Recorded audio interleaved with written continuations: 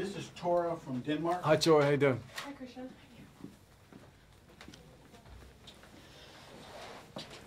Tora, anytime you're ready, you have speed. All right. You look good. Thank you very much. Fine. All right. I'm ready. Go. Well, so your character in this movie is sort of a comic relief, and compared to many other characters you play, they're usually very serious. Is that one of the reasons why you chose it? No, I don't ever choose a part based on other parts. You know, I just choose what I'm liking, what's interesting me, you know, about it. But that is certainly an element that I like very much about Dickie, is that no matter how dark his situation got, he's always very buoyant. You know, he reminded me of Tigger. Did you like being the comic relief of the movie? The I didn't really look at it as that. I mean, I just, you know, it just was unavoidable. That is the way that Dickie is. He can't help himself, you know? So, how was the physical transformation that you had to go through to play the character? Well, you know, I just had to be able to look like a welterweight. So, you know, I'm a fair bit heavier than a welterweight ever would have been. I still was during the movie, but just, you know, it was about acquiring the same body type that Dickie has. Mm-hmm.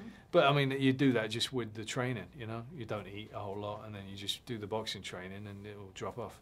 Yeah. So, so you also went through boxing training? Yeah. Do you like boxing? Are you a boxing fan?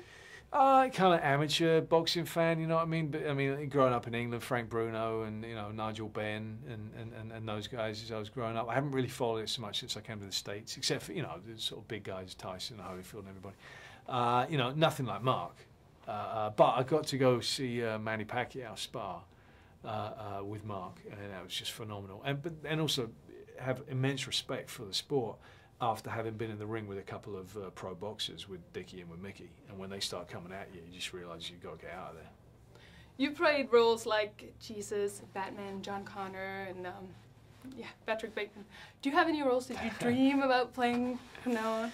No, I just get obsessed with whichever one is right in front of me. I actually don't have one role that I'm going, oh yeah, I've got to do that one day. It's not really how I work. I just, you know, will read something and can't get it out of my head, then that's the one that I become obsessed with until we're done. Yeah. And what's your gut feeling about the next Batman?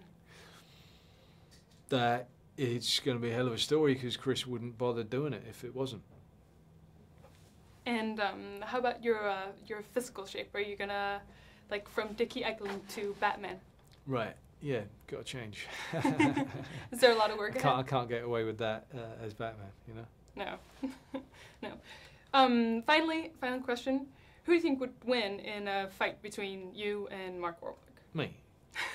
Definitely, no There's question. no question. I've been asked it a few times already, and I'm sure Mark says it's Mark, but you know. Why?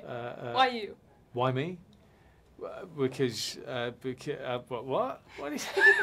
You have to ask. Come on. All right. No, listen. He's a better boxer. He's trained for 5 years. He better be a better boxer after training for 5 years. I only trained for a couple of months or whatever. But you know, I've got a lot of heart. I want to go down. You know, so that's just trick. the way it is. Yeah, I know. But all of you are trying to set this up. You all love this question. It's a great question. And I enjoy it too, actually, because he trained for so long. So I love to say I'd whoop his ass. You know. All right. Thank you very much. Thanks.